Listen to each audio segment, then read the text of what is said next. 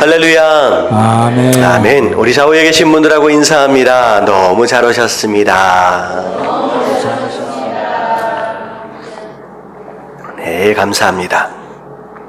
자, 오늘 말씀은 요한복음 17장 1절서부터 쭉 살펴보도록 하겠습니다. 자, 1절서부터 3절까지만 먼저 함께 봉독할게요. 자, 1절서부터 3절까지 다 같이 읽겠습니다. 시작. 예수께서 이 말씀을 하시고 눈을 들어 하늘을 우러러 이르시되 아버지여 때가 이르러 싸우니 아들을 영화롭게 하사 아들로 아버지를 영화롭게 하게 하옵소서. 아버지께서 아들에게 주신 모든 사람에게 영생을 주게 하시려고 만민을 다스리는 권세를 아들에게 주셨음이로소이다. 영생은 곧 유일하신 참 하나님과 그가 보내신 자 예수 그리스도를 아는 것이니이다. 아멘. 우리가 16장까지 예수님께서 잡히시기 바로 전날 밤에 제자들에게 유언처럼 하시는 이제 그런 모든 내용들의 말씀을 우리 함께 살펴보았습니다. 예수님께서 제자들에게 마지막 당부하신 말씀, 한마디로 얘기하면 서로 어떻게 하라는 거예요? 서로 사랑으로 하나가 되어라.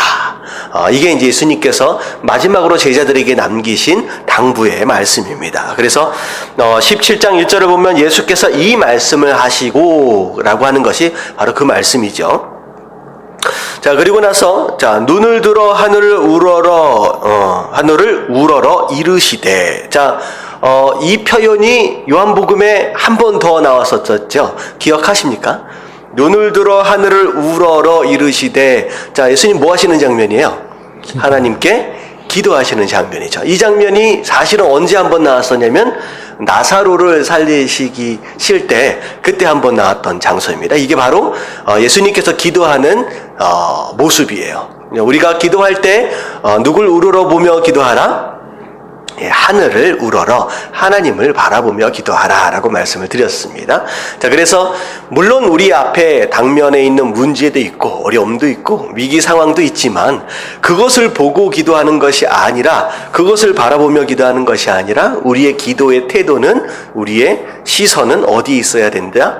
문제 있는 것이 아니라 하나를 바라보는 하나님께 있어야 한다라고 하는 것을 우리가 지난번에 한번 살펴보았죠.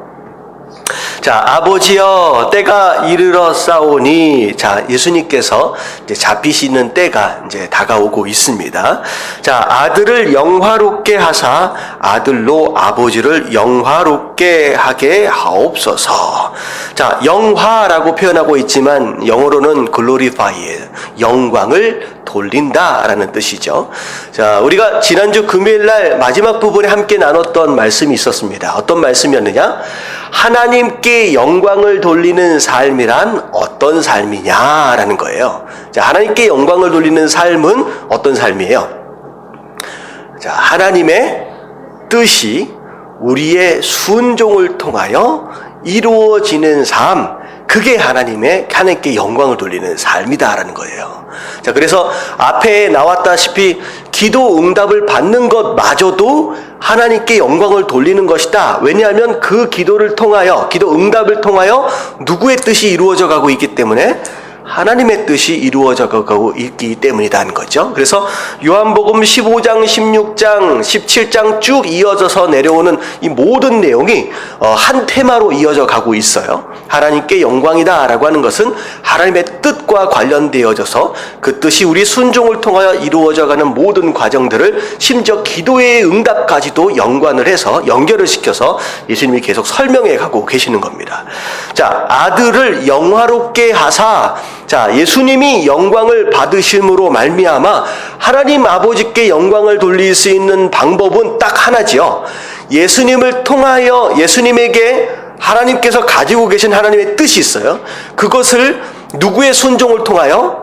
예수님의 순종을 통하여 지금 그 뜻이 어떻게 되어져 가고 있습니까?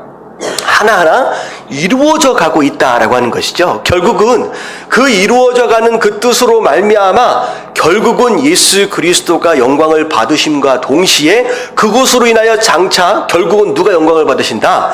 하나님이 영광을 받으신다라고 하는 것입니다. 그래서 그거 하나님의 뜻이 순종을 통하여 이루어지는 것으로 말미암아 궁극적으로 하나님께 영광을 돌릴 수 있도록 하여 주시옵소서. 그 영광을 받으실 때가 점점 다가오고 있습니다라고 하는 거죠. 자, 근데 2절에 나오는 내용이 과연 예수님을 통하여 이루시길 원하시는 하나님의 뜻이 무엇이냐라고 하는 걸 설명하고 있어요. 자, 뭐예요? 아버지께서 아들에게 주신 모든 사람에게 뭘 주시는 거? 영생을 주시는 거예요. 하나님께서는요, 다른 뜻을 품으신 적이 없어요. 하나님은 처음부터 끝까지 딱 한 가지 뜻입니다. 누굴 구원하시기 위한 거예요? 바로 우리를 구원하시기 위한 거예요. 우리가 잃어버린 그 영원한 생명을 다시 되찾아 주시는 거, 그게 하나님의 뜻이라는 거죠. 그 뜻을 아들을 통하여 이루어가길 원하신다라고 하는 것입니다. 그래서 그 뜻을 이루어가기 위해서 만민을 다스리는 권세를 누구에게 주셨다? 아들 되어지신 바로 예수 그리스도께 주셨다라고 하는 것이죠. 자, 그리고 나서 3절을 보면, 자, 영생, 자, 아들에게 주신 모든 사람에게 주시겠다라고 계획하신 그 영생은 어떻게 얻는 것이냐? 곧 유일하신 참 하나님과 그가 보내신 자 예수 그리스도를 뭐 하는 것? 아는 것이다 하는 거죠. 아는 거. 자, 여기에서 얘기하고 있는 안다라고 하는 이 단어는 지식적인 단어를 의미하는 것, 지식적인 어떤 그런 아는 것을 의미하는 것이 아니라 경험을 통하여 흔들리거나 변하지 않는 참된 지식을 의미합니다. 경험을 통하여 흔들리거나 변하지 않는 참된 지식이죠. 이 알문 마치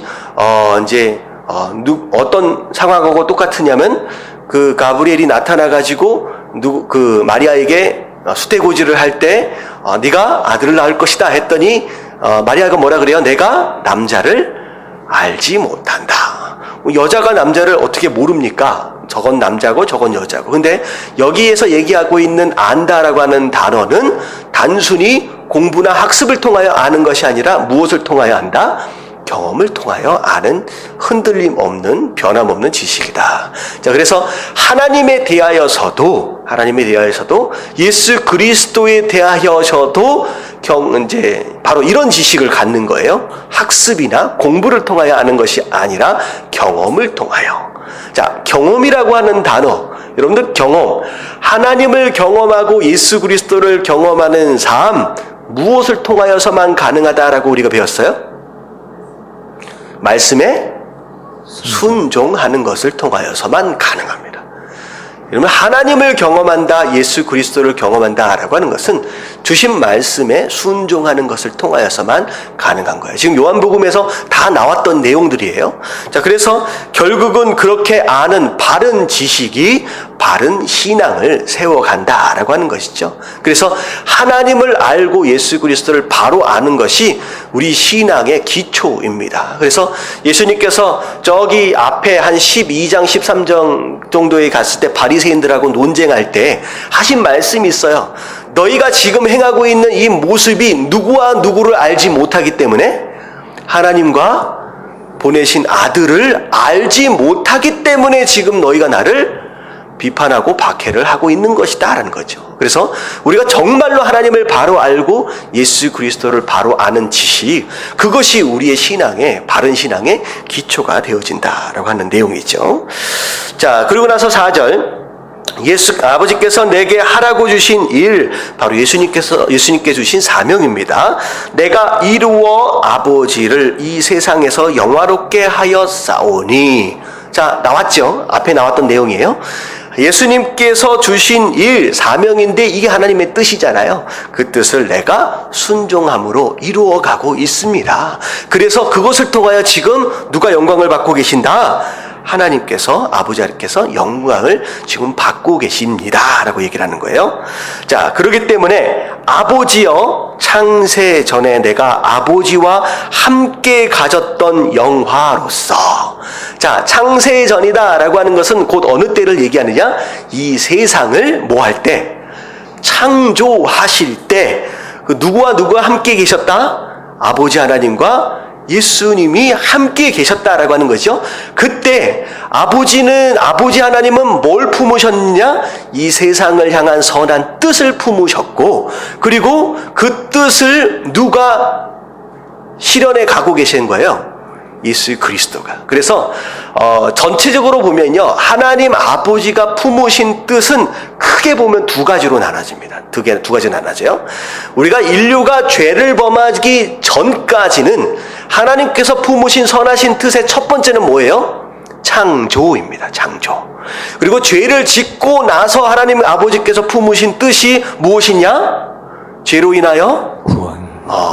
이제 망가진 인생을 구원하시기 위한 하나님의 뜻이죠. 그래서 지금 예수님께서 말씀하시는 창세전에 함께 영화를 누렸던 그때는 무엇이냐? 아버지 하나님께서 이 세상을 창조하겠다라고 하시는 선하신 뜻을 품으셨어요. 그리고 그 뜻을 무엇으로 창조하셨습니까? 말씀되어지신 예수 그리스도가 창조해 가셨다는 거죠. 그래서 그때 아버지와 예수님이 함께 영광을 받으셨다라고 하는 거예요. 근데 그때처럼 지금도라고 하는 건 어느 때를 의미하느냐?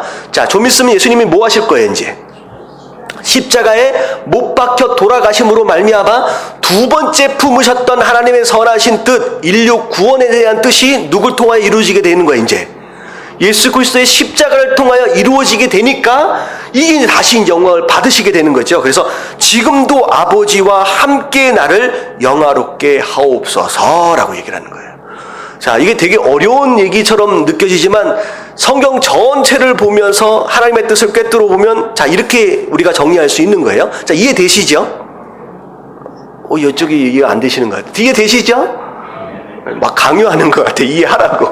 여러분들 되게 쉽게 설명을 드리는 겁니다. 자, 다시 정리할게요. 하나님께서 품으신 선하신 뜻은 전체로 얘기하면 몇 가지 뜻이 있다? 두 가지 뜻이에요. 죄를 범하기 전과 죄를 범한 이후예요. 죄를 범한 이전에는 어떤 뜻이었어요? 창조. 두 번째, 죄를 범하고 난 뒤에는 인류를 구원하시겠다. 자, 두 가지 뜻 모두 다 누굴 통하여 이루어져 가고 있다?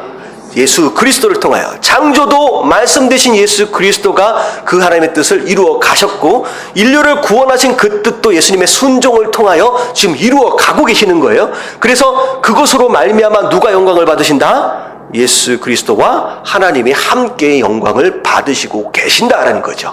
자, 이 얘기는 곧 무엇을 의미하느냐?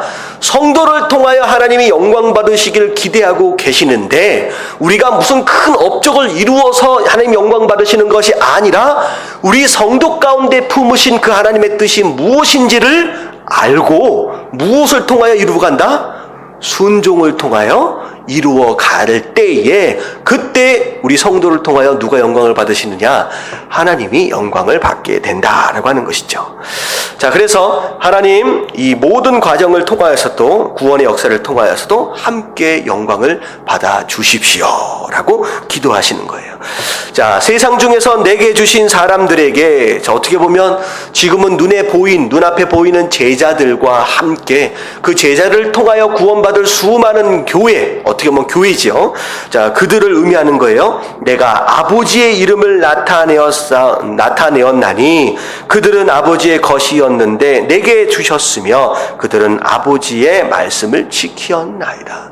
자, 이 말은, 자, 6절에서부터 나오는 얘기는 제자들뿐만 아니라 성도가 어떤 삶을 살아야 하느냐라고 하는 것에 대한 가이드라인을 제시하고 있어요. 자, 성도다라고 하는 것은 누구의 이름을 아는 자? 하나님의 이름을 아는 자입니다. 자, 여기서부터 시작되는 거예요. 이게 하나님의 이름을 안다라고 하는 것은 하나님과의 관계의 시작을 의미합니다. 그분과 내가 어떤 관계 안에 있느냐라는 거. 그리고 첫 번째, 어떻게 보면 원래는 하나님 아버지의 것이었어요. 근데 자, 이제는 우리의 소유권을 누가 지금 가져가고 계시는 거예요? 예수님이 지금 가지고 계시는 거야. 너는 내 것이다 라고 말씀하시는 거예요. 그래서 우리가 예수님을 뭐라고 부르느냐? 주님이라고 부르는 겁니다. 우리의 주인 되시는 거예요. 원래 하나님 아버지의 것이었는데 하나님께서 그것을 우리의 소유권을 예수 그리스도께로 넘겨주신 거예요. 그리고 나서 자, 우리는 어떤 삶을 살아야 하느냐? 주님 되어지신 예수 그리스도 안에서 아버지 하나님의 말씀을 뭐하는 사람? 지켜 행하는 사람, 순종하는 사람이 되어져 가는 거죠. 이게 바로 이제 성도의 삶입니다. 지금 그들은 아버지께서 내게 주신 것이 다 아버지께로부터 온 줄을 알았나이다. 지금 예수님께서 행하고 계시는 모든 능력과 권세 원래 누구 것이었어요? 하나님 아버지 것이었어요. 하나님 아버지가 예수 그리스도께 주신 거예요. 자, 근데 나는 아버지께서 내게 주신 말씀들을 그들에게 주었사오며 그들은 이것을 받고 내가 아버지께로부터 나온 줄을 참으로 아오니 아버지께서 나를 보내신 줄도 믿었사옵나이다. 그래서 성도라고 하는 것은 예수 그리스도가 아버지께로부터 하나님 아버지께로부터 온 분이다 라고 하는 것을 암과 동시에 자 예수 그리스도 아버지께로 잠깐 내게 주신 말씀들을 그에게 주었으니 성도는 예수 그리스도가 하나님 아버지께서 우리의 구원을 위해서 우리에게 보내주신 분이다 라고 하는 것을 믿는 자, 바로 그게 성도의 모습이다 라고 정리를 하고 있는 것입니다. 자, 여기까지 하나하나 정리를 제가 할 수 있는 시간들이 없어서 여러분들이 쭉쭉 메모를 하면서 이제 중요한 부분들은 이제 별표를 치시면 되겠습니다. 자, 넘어갈게요. 자, 9절과 10절 말씀 같이 한번 읽어봅니다. 다 같이 시작. 내가 그들을 위하여 비옵나니 내가 비옵는 것은 세상을 위함이 아니요 내게 주신 자들을 위함이니이다. 그들은 아버지의 것이로소이다. 내 것은 다 아버지의 것이요 아버지의 것은 내 것이온데 내가 그들로 말미암아 영광을 받았나이다. 예, 이건 내 것, 네 것 막 이런 얘기가 좀 나오는데요. 소유권에 대한 내용인데 분명히 원래 하나님 아버지의 것이었는데 우리에게 주셨어요. 근데 자, 내가 비옵는 것은 세상을 위함이 아니요 내게 주신 자들을 위함이니다. 왜냐하면 그들이 누구 것이기 때문에 하나님 아버지 것이기 때문에. 예수님은 이런 거예요. 분명히 하나님께서 이젠 네 거다라고 말씀하셨음에도 불구하고 예수님은 끝까지 이들을 누구 것이다 라고 계속 얘기를 하고 있어요. 예, 아버지 것이다 라고 얘기를 하고 있습니다. 이게 이제 기도 응답 받는 비결입니다. 이게 뭐냐면 하나님 이게 소유권이 넘어오는 순간 책임도 누구에게 넘어온 거예요? 하나님 아버지 것이었는데 예수님 그리스도께로 넘어온 거예요. 근데 이제 예수 그리스도께 넘어왔는 소유권이 넘어오는 순간 그것들에 대한 책임 또한 누구에게 넘어온 거예요? 예수 그리스도께로. 근데 예수님 뭐라고 말씀하시냐? 계속 이들은 원래 누구 것이었습니다. 지금도 하나님 것이었습니다. 다시 말하면 기도 응답에 대한 책임을 계속 누구에게 계속 올려드리는 거예요? 하나님께 올려드리는 거예요. 여러분들 이게 어떻게 보면 굉장히 중요한 개념인데요. 여러분들 지금 누리고 있는 모든 시간과 건강과 재물과 이 모든 것들이 마치 하나님께서 우리 것처럼 주셨잖아요. 맡아서 내가 잘 다스려라 라고 주셨는데 내 것으로 이미 주셨음에도 불구하고 우리 스스로 이것을 내 것으로 여기는 게 아니라 누구 것으로 여기는 거예요? 하나님 것으로 올려드리는 거예요. 이 얘기는 뭐냐면 내가 내 소유권을 지금 포기하는 것 같지만 사실은 이 기도를 올려드리는 것으로 말미암아 심지어 이것에 대한 책임을 누구에게 올려드리는 거예요? 하나님 이거 당신 것입니다. 하나님 이게 내 것이 아니라 당신 것입니다 라고 하나님께 소유권을 맡겨드리는 것으로 말미암아 응답에 대한 책임도 누구에게 올려드리는 것이냐? 하나님께 올려드리는 거예요. 여러분 이게 지혜입니다. 내 것으로 주셨으니까 내 거 하고 내가 계속 움켜쥐는 순간 여러분들 그 모든 것들에 대한 책임이 누구에게 달려있는 거예요? 나에게 달려있는 거예요. 근데 중요한 건 뭐냐면 내가 이것들을 책임질 수 있을 만한 능력이 있어요? 없어요? 없지요. 우리 건강마저도 우리끼리 책임을 못 져요. 그럼 제가 요즘에 하도 걱정인 게 뭐냐면 봄이 되면 밥맛이 없다 그러잖아요. 난 누구 얘기인지는 모르겠지만 근데 요즘에 언제 밥맛이 없어요? 봄, 여름, 가을, 겨울에 잘 모르겠는데 요즘에 밥이 너무 맛있어. 그래가지고 한 그릇에 끝난 적이 없어. 이 책임은 사실 누구에게 있냐면 저 김 선교사님한테 있는 것 같은데, 밥을 너무 맛있게. 그래서 아침을 원래 잘 안 먹었는데 에밀리를 이제 챙겨서 학교를 보내려고 하니까 억지로 이제 같이 아침을 먹게 됐어요. 근데 아침을 막 2그릇씩 먹기 시작하면서 점심을 한 번을 먹고, 에밀리가 이제 학교에서 끝나고 오면서 한 번 먹고 저녁을 한 번 더 먹어요. 근데 이 4끼를 먹는데, 하루에 4끼를 먹는데 이 하루에 4끼를 2그릇씩 3그릇씩 먹어요. 밥이 너무 맛있어. 근데 제가 요즘에 체중이 너무 많이 늘어나가지고 요즘에 발목도 아프고 무릎도 아프고 서 있기 너무 힘들어지는데, 제가 거의 80kg 정도 되어져 가고 있습니다. 제가 머릿속으로는 알아요. 이러면 큰일 나겠다. 그렇다고 제가 건강이 악화되는 건 또 아니에요. 뭐 당 검사를 해보고 뭐 해봐도 이제 그 정상이에요. 혈압도 안 높고. 근데 살이 그냥 찌고 있는 거예요. 근데 머릿속으로는 아는 거예요. 이러면 힘들어지겠는데 내 건강이 내 것으로 내가 책임을 져야 되는데 내 마음 하나를 못 다스리는 거야. 한 그릇을 더 먹고 싶은 그 마음을 다스릴 수가 없는 거예요. 여러분, 책임을 질 수 있는 능력이 있어요, 없어요? 없어요. 참 저게 요즘 밥 앞에서 참 연약한 모습을 보일 수밖에 없는데, 참 이거 되게 웃기는 얘기 같지만, 우리가 세상을 살면서 우리의 컨트롤 밖에 있는 것들이 너무 많습니다. 이런 거예요. 내가 내 것으로 여기고 내 것인 것처럼 움켜쥐는 순간 여러분, 인생은 망합니다. 왜냐하면 나는 그것을 다스릴 만한 능력과 실력이 없어요. 그렇기 때문에 비록 내 것으로 주신 것과 같은 그 모든 것들에 대하여 우리가 뭐 하는 것이 중요하느냐? 내 것이 아닙니다 라는 거예요. 그게 청지기의 마음이에요. 하나님, 이게 내 것이 아닙니다. 하나님, 이걸 내가 다스리거나 내가 어떻게 책임질 수 있을 만한 능력과 실력이 없습니다 라고 하면서 하나님 것으로 올려드리는 거예요. 이거 하나님 것입니다. 하나님, 제발 나 대신 어떻게 해달라는 거예요? 책임져 주시옵소서, 다스려 주시옵소서.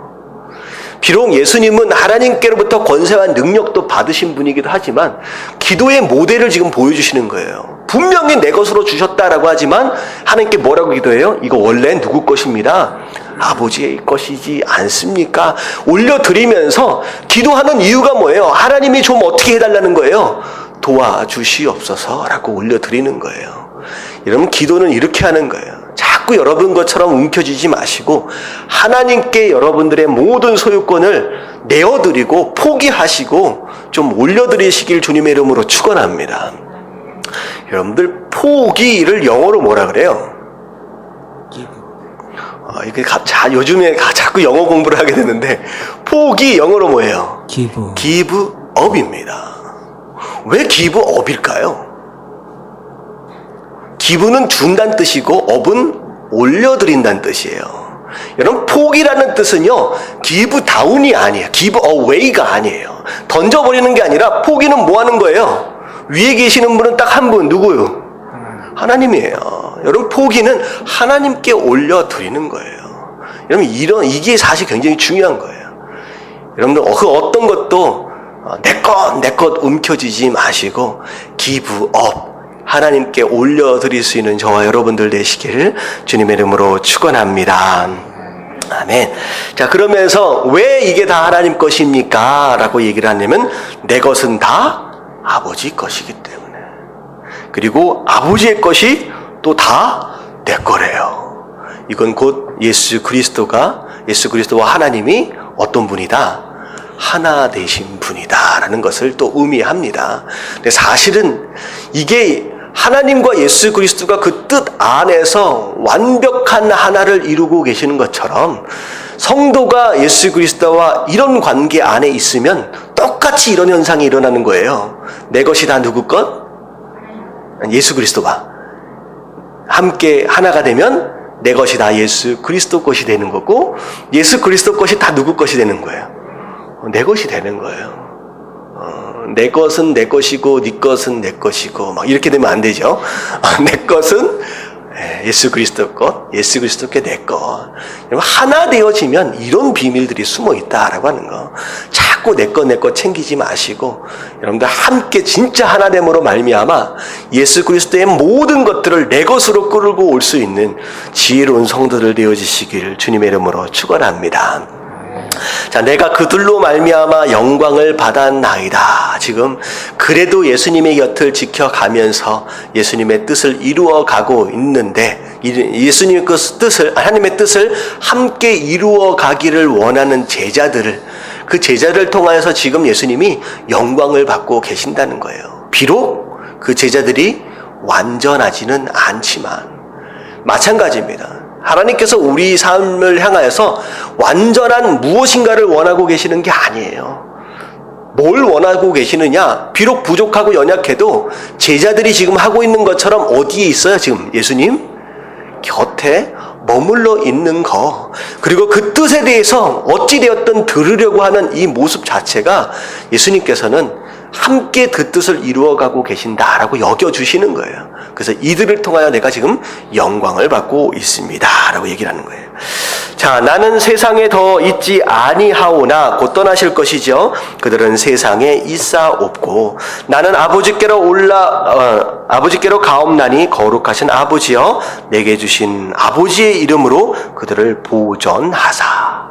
자, 예수님 곧 떠나시게 되는 거예요. 마치 제자들이 홀로 남겨져 있는 것과 같은 상황이 이제 곧 있으면 벌어지게 됩니다. 근데 예수님은 누가 걱정이 있느냐? 나는 가지만 남겨놓게 될 그 제자들이 걱정되는 거예요. 그래서 하나님, 이 제자들이 이 세상 가운데서 보전, 영어로 보면 프로텍션입니다. 프로텍트. 다시 말하면 상처받지 않고 지지 않고 위험에 당하지 않도록 하나님 보호해 주십시오라고 얘기하는 거예요. 근데 자 11절부터 나오는 예수님의 기도의 제목은 이 제자들을 보호해 주시옵소서라고 하는 것이 기도의 제목인데 중요한 게 뭐냐면 그 다음이에요. 이들을 보호해 주시옵소서. 그래서 이들이 보호받기 위해서 어떻게 되도록 해 주십시오가 더 중요한 거예요. 자, 그 뒤에 한번 읽어볼게요. 자, 거룩하신 아버지여 내게 주신 아버지의 이름으로 자 그들을 시작 그들을 보존하사 우리와 같이 그들도 하나가 되게 하옵소서. 자, 첫 번째 기도 제목이야.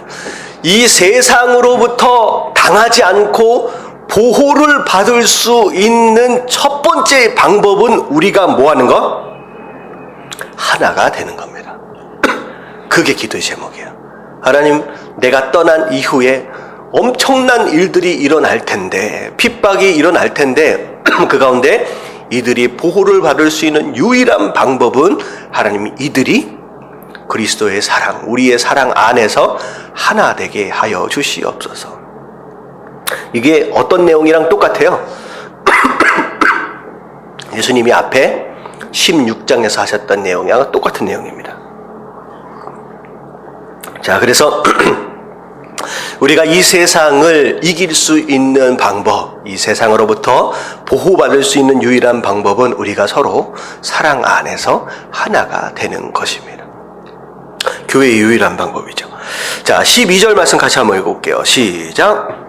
내가 그들과 함께 있을 때 내게 주신 아버지의 이름으로 그들을 보존하고 지키었나이다. 그 중에 하나도 멸망하지 않고 다만 멸망의 자식뿐이오니 이는 성경을 응하게 함이니이다. 자, 예수님께서 제자들과 함께 하고 있었을 때는 누가 제자들을 보호하고 계셨느냐? 예수님께서 보호하고 계셨다는 거죠. 한 명도 잃어버리지 않았다. 근데 잃어버린 한 명, 그럼 유다는 어떻게 된 거냐? 원래 누구의 자식이었다? 멸망의 자식이었다. 원래 보호의 대상이 원래 아니었던 거예요. 그렇기 때문에 사실 예수님이 가룟 유다를 실패한 것이 아니다라고 얘기를 하시는 겁니다. 왜냐하면 이제 이것에 대한 내용 자체가 구약 성경에 나와 있기 때문에 그들 가운데 다른 누군가가 있다. 그가 이제 배반할 것이다. 라고 하는 것에 대한 내용이 이미 나왔기 때문에 실패한 것은 아니다는 거죠. 그래서 예수님께서 지금까지 제자들을 보호하고 계셨는데 지금 내가 아버지께로 가오니 내가 세상에서 이 말을 하옵는 것은 그들로 내 기쁨을 그들 안에 충만히 가지게 하려 함이니라. 자, 이 얘기는 뭐냐면 기도를 지금 제자들 앞에서 하고 계시잖아요. 근데 제자들이 듣고 있습니다. 그래서 제자들에게 지금 제자들은 예수님이 떠나신다라고 하니까 마음에 어떤 마음이 있어요? 막 두렵고 막 떨리잖아요. 걱정되잖아요. 근데 이런 기도를 제자들에게 듣도록 하시는 것으로 말미암아 제자들이 뭘 생각하게 되는 거예요? 아, 예수님이 지금 떠난다라고 할지라도 이젠 누가 우리를 보호하신다? 하나님이 보호하시는구나 라고 기쁘어질 수 있다는 거죠. 그걸 위해서 지금 소리내어서 기도하고 계신다는 거예요. 근데 중요한 건 뭐냐면 제자들이 이 말씀을, 이 기도를 들으면서 또 뭘 깨닫게 돼요? 예수님이 떠나시고 나서 우리를 지키시는 분은 하나님이시지만 또 그 지키심을 온전히 받기 위해서는 우리가 어떻게 해야 된다? 서로 하나가 되어야 하는구나 라고 하는 것을 이 기도를 통하여 지금 계속 메시지를 주고 계시는 거죠. 자, 내가 아버지의 말씀을 그들에게 주었사오매 자, 세상이 그들을 미워하였사오니 이는 내가 세상에 속하지 아니함 같이 그들도 세상에 속하지 아니함으로 인함이니이다. 자, 내가 비옵는 것은 자, 그들을 세상에서 데려가시기를 위함이 아니요. 자, 예수님과 함께 지금 가버리면 좋잖아요. 뭐 보호하실 필요도 없이. 근데 지금 예수님께서 기도하시는 이유는 함께 가버리는 목적이 아니라는 거예요. 제자들은 어떻게 해야 되는 거예요? 예수님과 함께 가는 게 아니라 남겨져야 합니다. 남겨져야 돼요. 왜? 뭐가 있기 때문에? 네, 사명이 있기 때문에, 해야 할 일이 있기 때문에 남겨져야 되는 거예요. 근데 다만 악에 빠지지 않게 보전하기를 위함이니다. 자, 프로텍션이라고 하는 단어가 두 번째 나와요. 보호해 주시옵소서. 근데 무엇으로부터 보호해 주시옵소서? 예, 악으로부터 유혹당하지 않게 하시고 죄에 물들지 않도록 하나님 이들을 보호해 주시옵소서라고 얘기를 하는 거예요. 내가 세상에 속하지 아니한 같이 그들도 세상에 속하지 아니하였사옵나이다. 그들은 세상으로부터 구별된 자입니다. 자, 그래서 17절 말씀 같이 한번 읽어봅니다. 시작. 그들을 진리로 거룩하게 하옵소서. 아버지의 말씀은 진리이니이다. 자, 두 번째 기도 제목입니다. 보호받기 위해서, 세상으로부터 하나님께 보호받기 위해서 첫 번째는 그들이 서로 하나 되는 것이었고, 자, 두 번째는 어떻게 해야 돼요? 거룩하게 되어지는 거예요. 근데 무엇으로? 진리로. 진리는 곧 무엇입니까? 아버지 하나님의 말씀입니다. 그래서 성도가 이 세상으로부터 보호받을 수 있는 두 번째 방법은 우리가 말씀으로 우리의 삶을 거룩해 하는 데 있다라는 거죠. 이게 바로 세상을 이길 수 있는 유의한 거죠. 두 가지 방법입니다. 우리가 서로 하나가 되는 것과 말씀으로 거룩하게 되는 것. 이게 성도의 가장 큰 능력이고 힘이고 이거밖에는 없다라고 하는 거죠. 근데 요즘 이제 많은 사람들이 교회에 대해 식상함을 느끼고 심지어 교회를 비판하고 교회에 있던 자들이 교회를 떠나고 있는 이런 많은 이제 상황들 가운데서 그들이 교회 안에서 더 이상 무엇을 보고 있지 않기 때문에 교회를 볼 수 없기 때문에 교회를 떠나고 있느냐? 이 두 가지입니다. 두 가지. 딱 이 두 가지 외에는 없어요. 세상 사람들이 교회를 비판하는 수많은 이유들을 딱 정리해보면 딱 두 가지예요. 교회들 서로 안에서 뭐 하고 있다는 거예요? 싸우고 있다는 거예요. 서로 사랑하는 것이라며.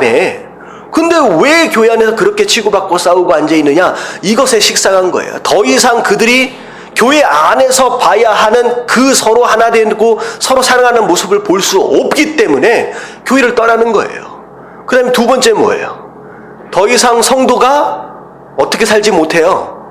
거룩하게 살지 못해요. 똑같이 그냥 유혹 가운데 죄짓고 사는 거예요. 거짓말하고 사기치고 살고 세상 사람들보다 더하면 더하지 덜하지 않는 그런 죄악 가운데 살고 있는 모습들을 보면서 이건 교회의 모습이다라고 생각되어지기 어렵기 때문에 교회를 떠나고 있는 거죠.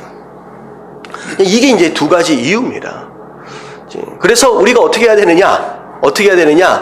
우리가 교회가 교회다워지기 위해서 뭘 회복해야 돼요? 이 두 가지를 회복해야 합니다. 물론 이제 사실 그렇다라고 한다면 교회가 이런 두 가지 모습이 없기 때문에 뭐 제가 예배 들어오기 전에 잠깐 책 제목을 보니까 무슨 가나안 교회 이게 뭐 봤어요. 근데 제가 읽어보진 않았는데 가나안 교회 이게 뭐냐면 가나안을 거꾸로 읽으면 어떻게 돼요? 안나가 교인들이 있다는 거예요. 안나가 교인 스스로 교인이다라고 얘기를 하면서 어디는 안 나가요? 교회는 안 나간다는 거예요. 왜냐하면 교회 안에서 신앙생활 해보니까 이 두 가지 모습이 있어요, 없어요? 없어요. 나는 실증 났다, 질렸다. 이건 교회가 아니다라고 교회를 떠난 거예요. 여러분들 그거는 이제 어떻게 보면 뭐 그렇게 해서 떠날 수 있어요. 그렇다면 그들 가운데는 과연 소망이 있느냐? 그렇지 않습니다. 그들은 성도가 아닙니다. 왜냐하면 비록 교회에 대하여 비판할 수 있는 그런 목소리들은 있지만 과연 그들은 비판하는 것만큼의 삶을 살고 있느냐라고 하는 거죠. 교회를 떠나서 성경 읽을까요? 안 읽을까요? 안 읽어요. 예배 안 드려요. 기도 안 합니다. 찬양 안 합니다. 그냥 교회를 떠난 것뿐이고 그냥 그것을 지킬 만한 지킬 수 만한 의지도 없어요. 마치 나중에 나오지만 누가 얘기하죠? 빌라도가 예수님이 진리를 얘기하니까 빌라도가 뭐라 그래요? 진리가 뭐냐라고 묻고 어떻게 해요? 예수님이 답변하시기 전에 먼저 돌아서 버리죠. 이런 모습과 똑같은 거예요. 진리를 몰라요. 근데 진리에 관심이 있어요, 없어요? 없어요. 그렇게 살만한 의지도 결단도 없는 사람들이에요. 그래놓고 교회 안에 있는 사람들 그렇게 살지 못한다라고 비판만 하는 사람들이에요.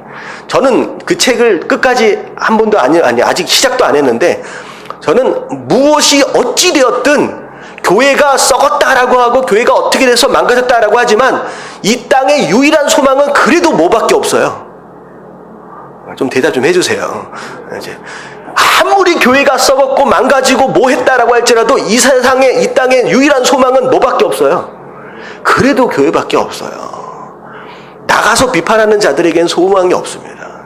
어찌 되었든 무엇을 하든 간에 이 자리를 지키면서 죽이 되든 밥이 되든 뒹굴고 있는 우리에게 소망이 있는 것이지 저 밖에 나가서 아무 행동도 안 하고 입만으로 비판하고 있는 그들에게는 아무 소망이 없습니다.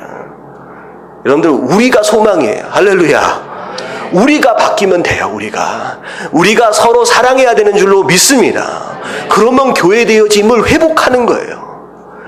우리가 뭘 나가서 선교를 하고 전도를 하고 여러분들 그런 거 하지 마. 그런 거 하지 말라 그러면 안 되지. 그런 거가 대단한 게 아니라 먼저 뭐 하자 우리끼리 서로 사랑하자는 거죠. 여러분 거기서부터 시작해야 돼요. 그거밖에 없습니다. 그리고 누가 뭐라 그래도 우리만큼은 거룩하게 살아보자라고 하는 거예요. 우리만큼은. 여러분 그래야 교회가 소망되어질 수 있다라고 하는 거. 여러분들 우리 교회만큼은 다른 교회 얘기하지 말고 우리만큼은 그런 교회가 되어졌으면 좋겠습니다. 할렐루야. 저를 위해서 그리고 여러분들을 위해서 우리가 그걸 위해서 기도해야 돼요.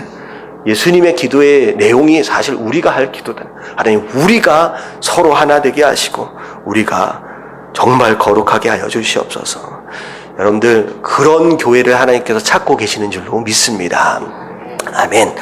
자, 아버지께서 나를 세상에 보내신 것 같이 나도 그들을 세상에 보내었고 또 그들을 위하여 내가 나를 거룩하게 하오니 이는 그들도 진리로 거룩함을 얻게 하려 함이니라. 자, 더 넘어가겠습니다. 이 시간은 엄청 빨리 가는데 주일 것까지밖에 못 봤네요. 20절, 21절 같이 한번 읽겠습니다. 시작.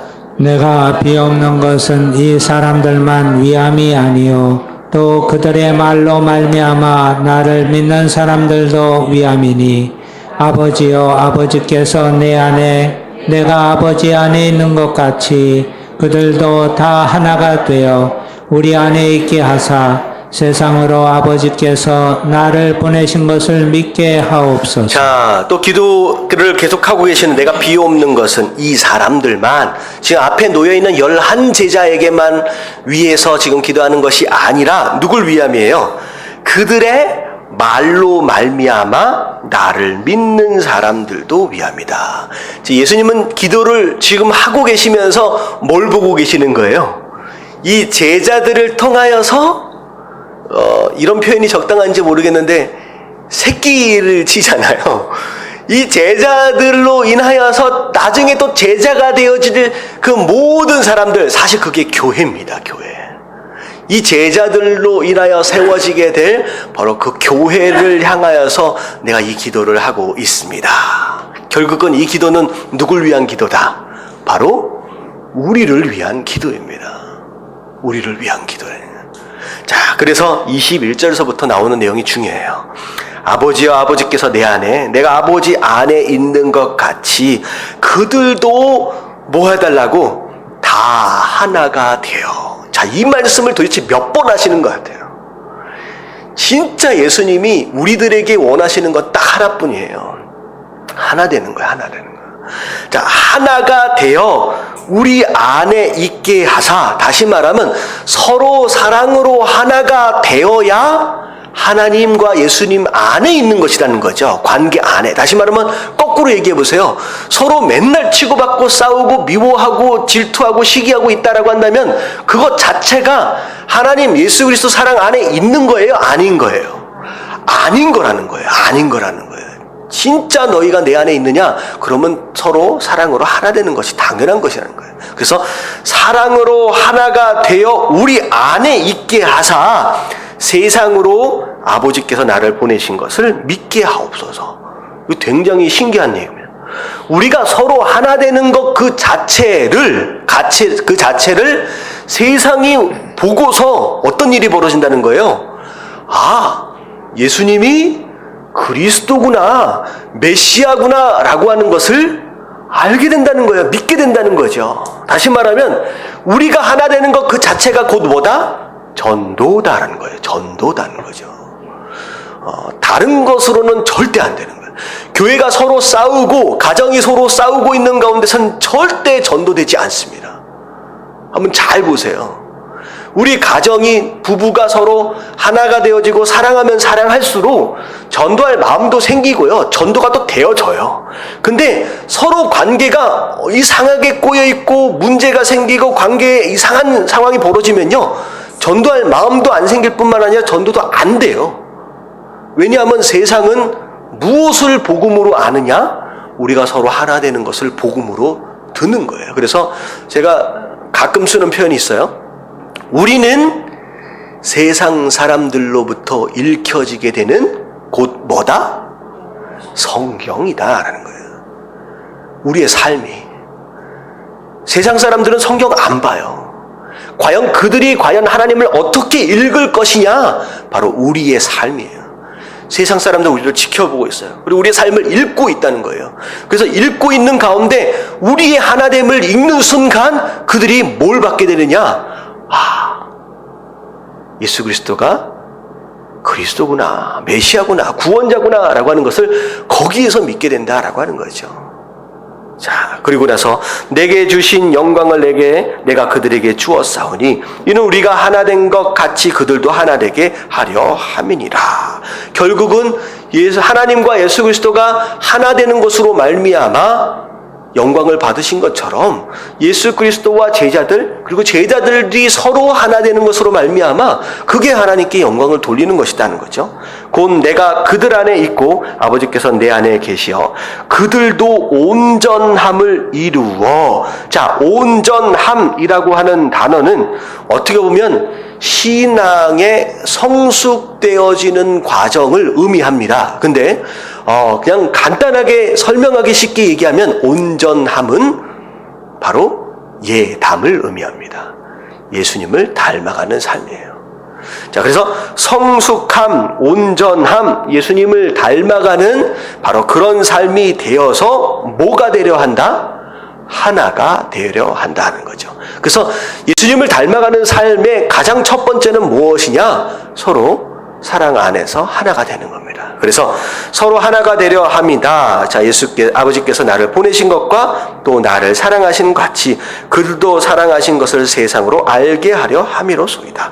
자, 또 무슨 일이 벌어지냐? 우리가 서로 하나 되는 것으로 말미암아 세상 사람들이 우리 안에서 누구의 사랑을 발견하게 된다?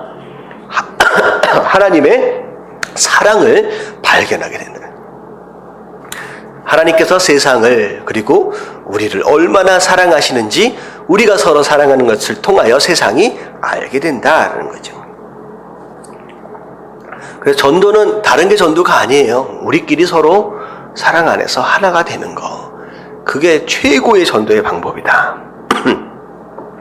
자, 24절 함께 같이 읽어봅니다. 시작. 아버지여 내게 주신 자도 나 있는 곳에 나와 함께 있어 아버지께서 창세전부터 나를 사랑하심으로 내게 주신 나의 영광을 그들로 보게 하시기를 원하옵나이다. 자, 24절 말씀을 목적절을 한번 뒤에 부분만 읽어보면, 자, 내게 주신 나의 영광을 그들로 보게 하기를 원하옵나이다.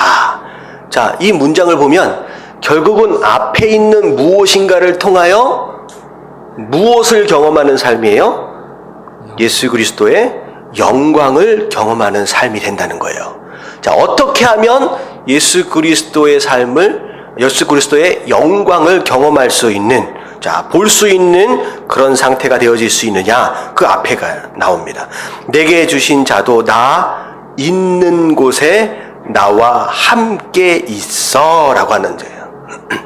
그래서 우리가 예수 그리스도의 영광을 목격하고 그걸 경험할 수 있는 유일한 방법은, 자, 뭐이다? 예수 그리스도가 있는 곳에 함께 있는 것. 여러분, 이게 바로 예수 그리스도의 영광을 경험하는 삶이에요. 예수님께서 계시는 곳이 어디예요? 여러분들, 이건 뭐라고 생각하시면 되냐면, 그분이 계신 곳에 함께 머물러 있고 그분이 가시는 곳에 함께 따라갈 수 있는, 결국 예수님과 동행하는 삶을 의미합니다. 그래서 이 땅을 살면서 예수님께서 어떤 자리에 계셨느냐라고 하는 걸 우리가 보고 그 자리에 가 있으면 되는 거예요. 예수님은 겸손의 자리에 계셨고 예수님은 섬김의 자리에 계셨던 분입니다. 그분이 계셨던 그 자리에 예수님과 함께 있는 거, 여러분, 그게 바로 예수님의 영광을 경험할 수 있는 방법이고, 예수님이 어떤 길을 가셨어요? 십자가의 길을 가셨습니다.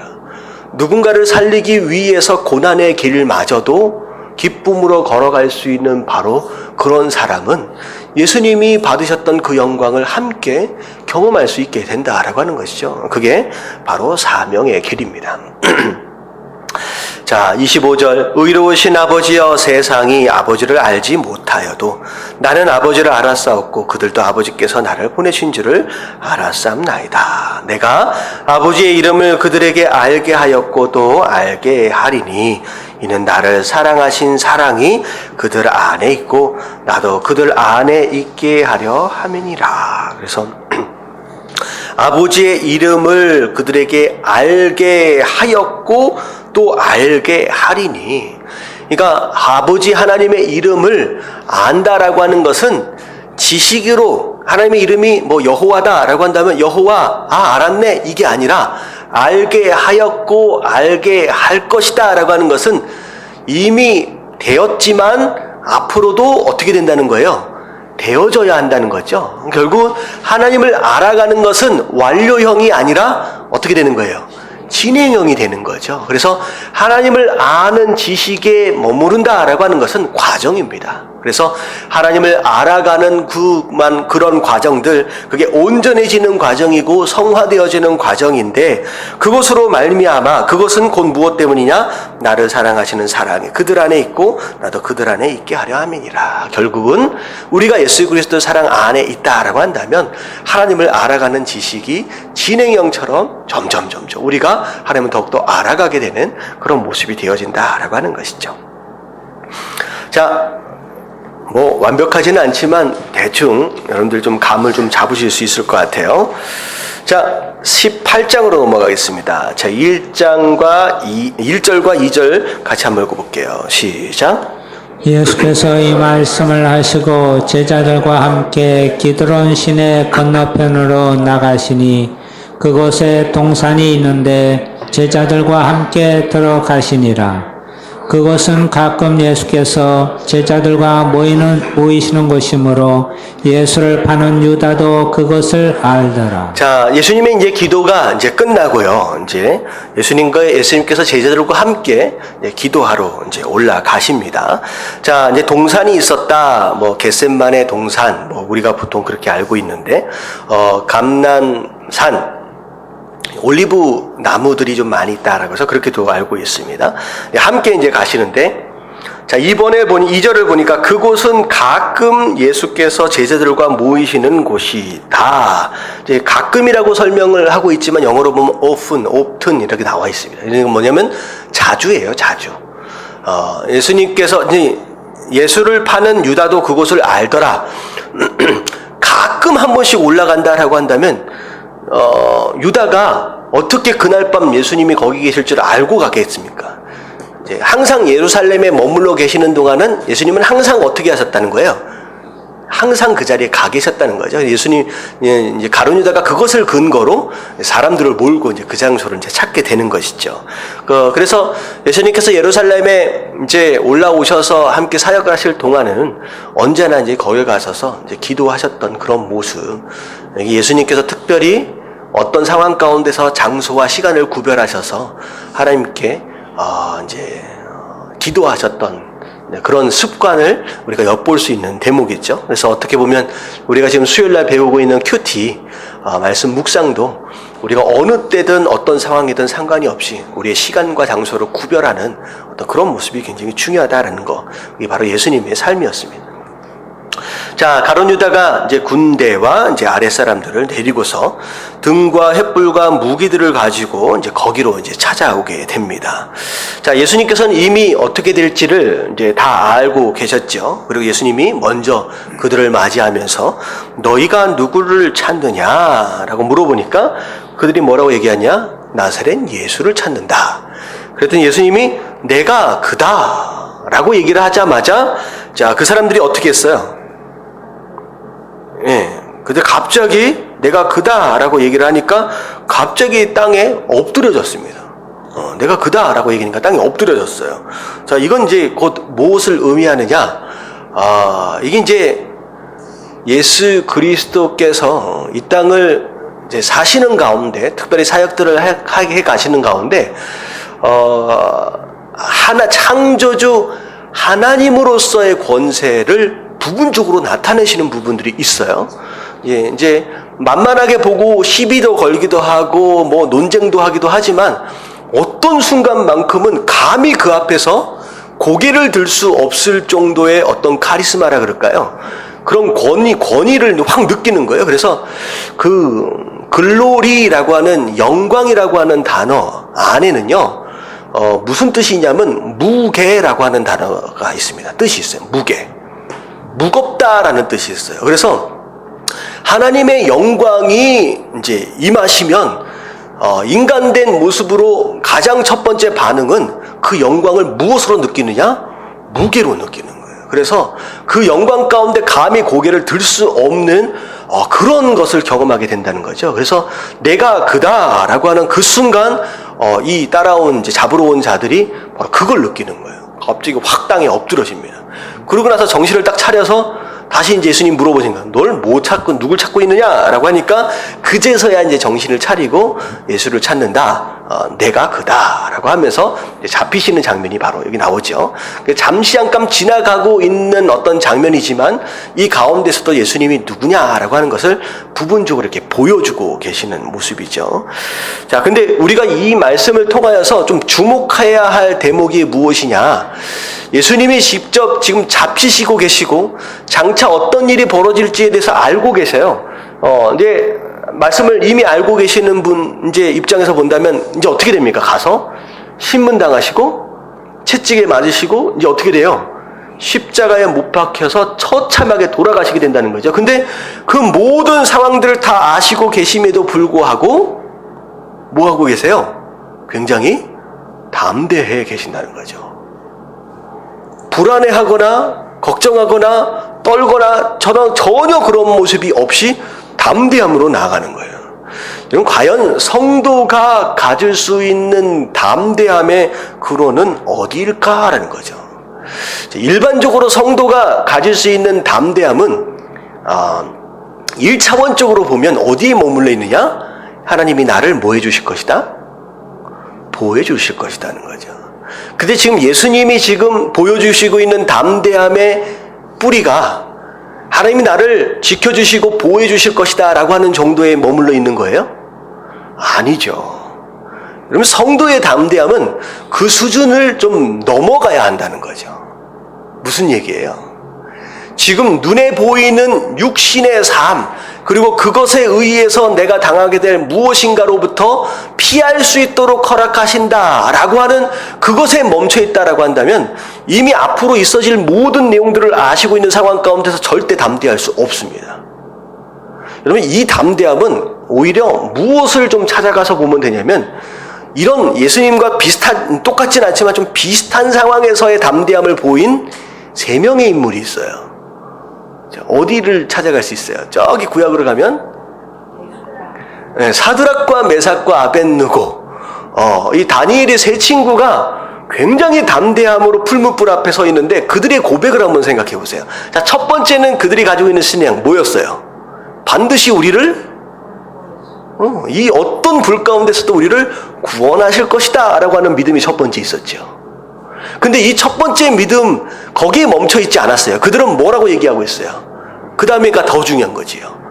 그리 아니하실지라도 그 어떤 우상에게도 우리는 절하지 않겠습니다. 여러분들 이 두 번째 신앙이 훨씬 더 중요한 신앙이에요. 그냥 단순히 이런 상황 가운데서도 하나님이 나랑 같이 계시니까 이 상황을 피하도록 하시고 극복하도록 하실 것이다 라고 하는 얄팍한 그 신앙으로 여러분들의 담대함을 유지하려고 하면 여러분들 그렇게 하면 담대함을 유지할 수 없습니다. 세상은 그렇게 되어지지 않아요. 정말 여러분들이 가져야 할 믿음은 지금 이 상황을 탈출하도록 하시는 그 하나님, 보호의 하나님에 멈춰 있는 것이 아니라 마치 사드락과 메삭과 아벳느고처럼 비록 내가 여기서 죽는다라고 할지라도 라고 하는 그 신앙까지를 가져야 된다는 거예요. 비록 내 목숨이 죽는다라고 할지라도 결국은 나중에는 어떻게 되는 거예요? 우리의 영혼, 육신을 죽이는 육신은 죽을 수 있지만 우리의 뭐만큼은 우리가 이기고 끝까지 살아남는다는 거예요. 영혼만큼은. 내 영혼만큼은 우상 앞에서 굴복할 수 없습니다라는 거예요. 예수님도 마찬가지예요. 비록 여기서 죽게 되어지시지만 결국은 육신의 목숨은 빼앗기게 되고 죽음에 이르를 수밖에 없지만 무엇만큼은 예수님께서 끝까지 붙들고 계시는 거예요. 영혼만큼은. 하나님과 예수님과의 관계 안에서 결국은 승리한다라고 하는 그것만큼은 붙들고 있는 거예요. 여러분, 이 신앙이 되어지면요, 여러분 누가 목에 칼을 들은다라고 할지라도 담대해질 수 있어요. 과연 그런 신앙으로 그런 고백들을 했는지 모르겠는데 한참 10년도 넘었을 것 같아요. 어떤 학교에서 총기 난사 사건이 한번 있었잖아요, 미국에. 그랬을 때 거기에 안에 있는 목격자들 이야기, 증언들을 들어보면 정말 아이들이었는데도 그 총기 들고 온 그 범인들이 아이들을 처형하는 것처럼 총을 쐈대요. 근데 질문이 뭐였느냐? 네가 예수님을 믿지 않는다라고 얘기하면 내가 살려주겠다는. 근데 거기에서 아이들이 어떻게 했다 그래요? 나는 예수님을 끝까지 믿겠습니다 라고 해서 그냥 그 죽음을 받아들였대요. 그게 제가 알기로 한 10년도 넘기 전의 사건이었습니다. 거기에서 뭘 기대했던 거가 사실 그 아이가 하나님 여기에서 나를 살려주실지도 모른다라고 하는 걸 기대했다라고 한다면 총 앞에서 그렇게 할 수는 없죠.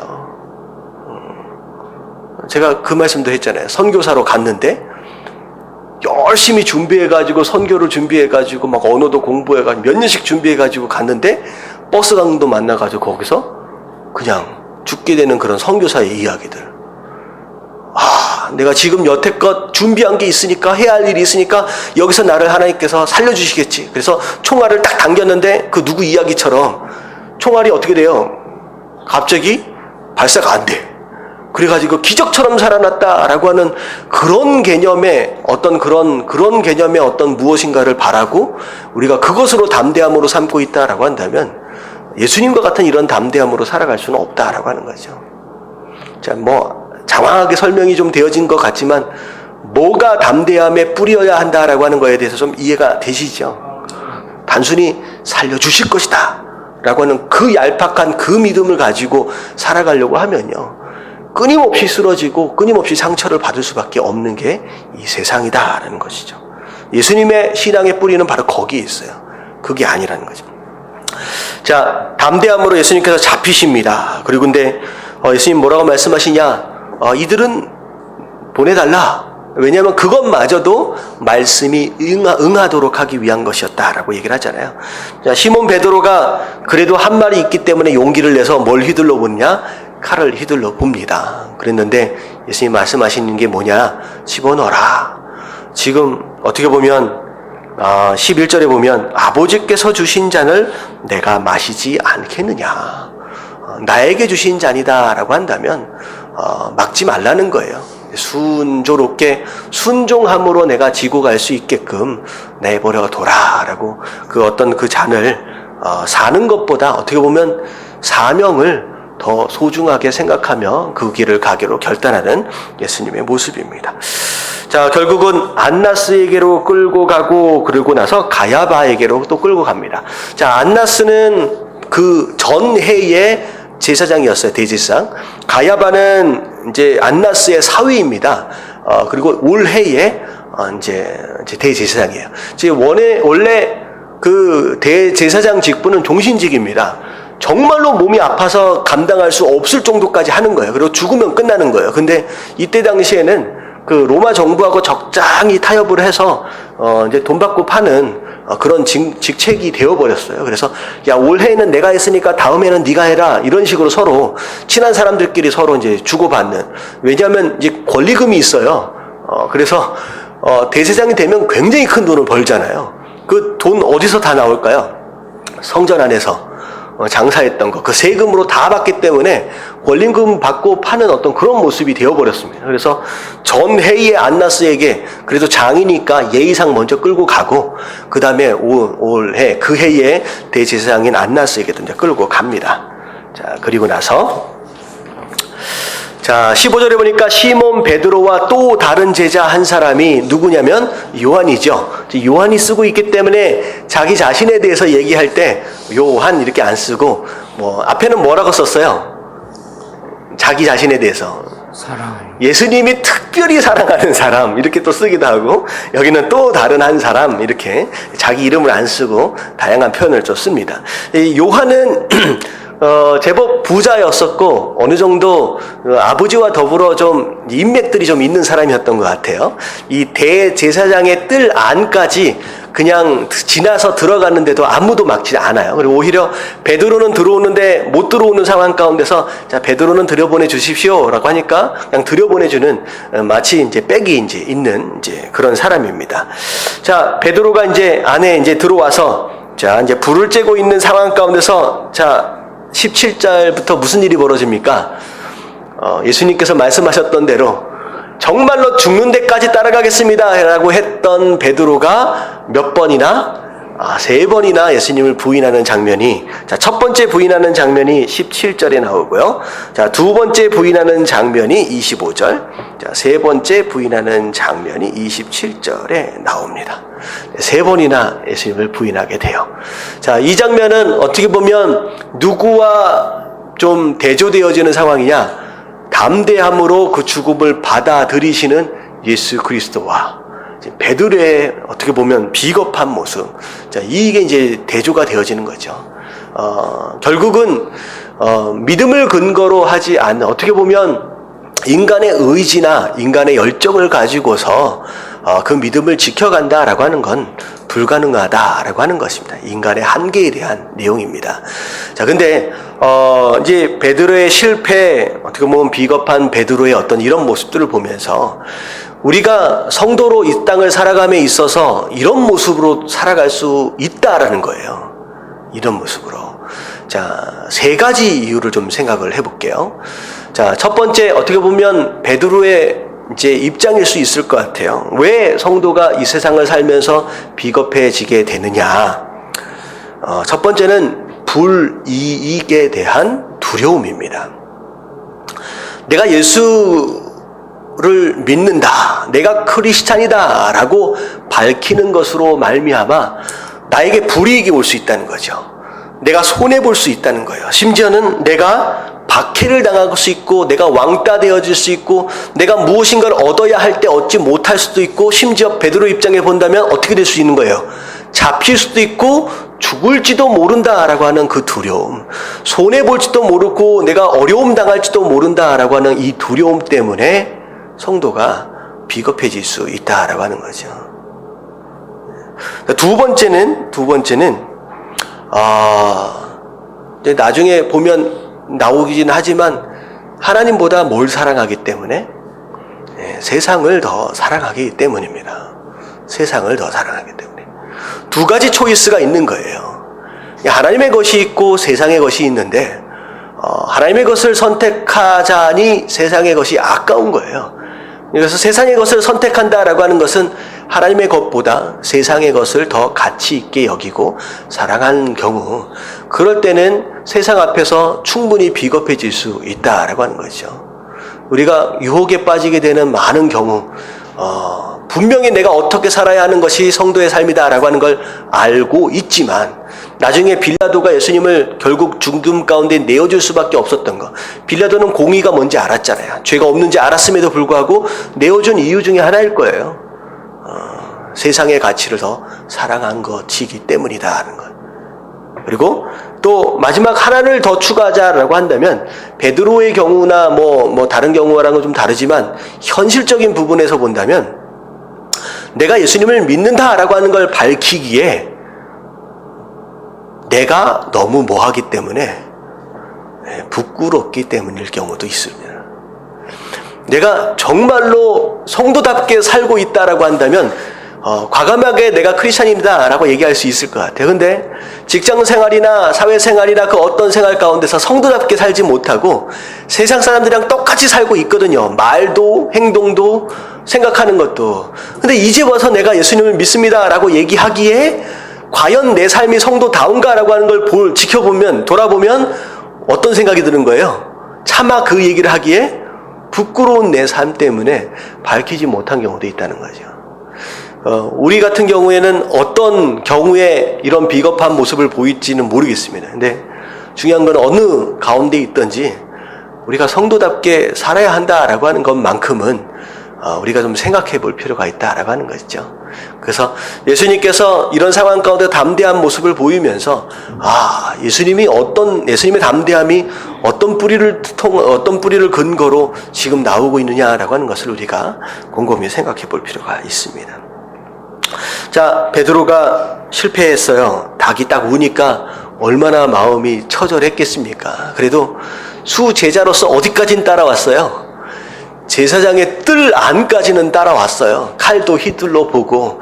그래도 용기를 끝까지 내면, 다른 제자들은 다 도망갔잖아요. 요한만 이제 빽이 있으니까 좀 남아있고. 다 도망갔는데, 그래도 수제자로서 여기까지 따라왔는데, 마지막 순간에 와장창 와르르 무너지는 이 모습을 보면서 굉장히 처절했을 것이다 라는 생각을 해보게 됩니다. 자, 굳이 그런 생각을 좀 해보게 됩니다. 왜 베드로에게 이런 실패의 경험을 허락하셨을까요? 왜 허락하셨을까요? 생각해 보신 적 있으세요? 바울 사도도 마찬가지죠. 바울 사도도 신약 성경의 반을 쓴 사람이거든요. 대단한 능력의 사람입니다. 근데 바울 사도도 뭐가 있었어요? 그 대단한 능력 안에 가시라 얘기하는 연약함이 있어요. 누구도 마찬가지입니다. 조금 능력이 생기고 조금 영향력이 생기고 조금 아는 듯 하면 반드시 뭐해질 수 있다? 교만해질 수 있다. 교만하면 끝나는 거예요. 여러분들, 교만은 곧 무엇과 똑같으냐? 브레이크가 없는 자동차와 똑같습니다. 막을 수가 없어요. 한 번 교만 병에 걸리면 끝장나는 거예요. 그 어떤 누구라고 할지라도. 그렇기 때문에 정말로 바울 사도를 사랑하시기 때문에 달리는 차 안에다가 뭘 달아주시는 거예요? 브레이크를 달아주시는 거예요. 그래서 제가 한번 무슨 설명을 했냐면 용골이라고 하는 단어를 설명드린 적이 있습니다. 용골이 뭔지 아세요? 큰 배, 모타보트는 그게 없어요. 큰 배를 이제 짓는데 가장 밑에다가 용의 무슨 뼈 모양이다라고 얘기를 해서 용골이에요. 그래서 그 밑에다가 큰 통 같은 것을 밑에다 달아놓습니다. 근데 되게 재밌는 게 뭐냐면 그 맨 밑에, 이 배 밑에다가 그 통 안에 뭘 집어넣냐면 물보다 무거운 물체를 집어넣어요. 쇳덩어리를 집어넣어요. 우리가 상식적으로 생각할 때 배는 일단 뭐 해야 빨리 달릴 수 있어요? 가벼워야 빨리 달릴 수 있잖아요. 근데 큰 배면 큰 배일수록 그 밑에 달리는 용골이 더 커집니다. 왜냐하면 그 용골이 크면 클수록 그 배는 뭐 하기 때문에 더 안정감을 찾게 돼요. 비록 거대한 그 큰 대형 선박이 멀리서 보면 굉장히 천천히 가는 것 같지만 여러분 밑에 달려있는 이 용골로 말미암아 안정성을 딱 자리 잡고 밸런스를 잡은 다음에 그 다음에 달리면 진짜 빨리 달린다는 거죠. 우리는 이렇게 생각하는 거예요. 하나님, 내 삶 가운데 이 가시만 없으면, 이 실패의 흔적만 없으면 정말로 활기치고 멋있게 한번 날아볼 수 있을 것 같은데, 근데 하나님 뭐라고 말씀하세요? 날아가는 순간 인생은 끝장나는 거예요. 그거 본 적 있죠? 모타보트가 한번 딱 달리다가 아차 하는 순간에 바람 타고 딱 뜨는 순간 어떻게 돼요? 완전히 박살이 나거든요. 하나님 그걸 원하시는 게 아니에요. 그래서 정말 여러분 삶 가운데 큰 상처들이나 이런 큰 실패의 흔적이나 가시들이 여러분 삶 가운데 있다라고 한다면 여러분들 어떻게 생각하면 되냐면 크면 클수록 내 배는 일단은 안전하다라고 하는 것과 더불어 크면 클수록 내 배는 어떻다는 거예요? 여러분들 크다라는 거예요. 그럼 배가 크면 클수록 용골은 더 커집니다. 그래서 자꾸 그래서 주의 종들 가운데 이 용골이 큰 사람들이 있어요. 큰 실패를 경험하고 큰 고난을 경험하고 큰 어려움 가운데 있었던 사람들, 여러분 그 사람들이 감당하는 일들은 우리가 상상할 수 없는 큰 일들입니다. 왜냐하면 큰 용골을 붙여주시면서 뭐라고 말씀하시나 너는 큰 배이기 때문이라는 거죠. 다윗이 아니라 이 베드로도 마찬가지예요. 나중에 이 베드로가 뭐가 돼요? 수제자로서 예루살렘 교회 담임 목사가 됩니다. 어떻게 보면 나중에 뭐 바울하고 비교하면 좀 애매하긴 하지만 정말로 교회의 반석이 되어져서 정말로 크게 쓰임을 받거든요. 근데 이 실패를 기억하게 될 거예요. 조금 어깨 으쓱해지고 힘들어가는 때쯤 되면 뭐가 기억나요? 닭이 울 때마다 기억이 날 거예요. 아침에 일어나면서 닭 꼭 끼어 울 때마다 뭐가 기억나요? 내가 그때 예수님을 부인했었던 자였는데. 여러분들 자기 자신을 그렇게 돌아볼 수 있으면 그 하루의 삶이 은혜가 되는 거예요. 나는 이랬던 사람인데 어쩌다가 내가 이렇게 쓰임을 받을 수 있게 되었느냐. 이게 바로 은혜거든요. 감사가 되는 거예요. 그래서 굳이 이 베드로에게 이런 실패의 과정들을 허락하시는 이유가 어쩌면 그것을 위한 것이 아니겠느냐라는 생각을 해보게 됩니다. 또 올라가서 물어보면 다른 이유들이 또 있을 수 있을 것 같아요.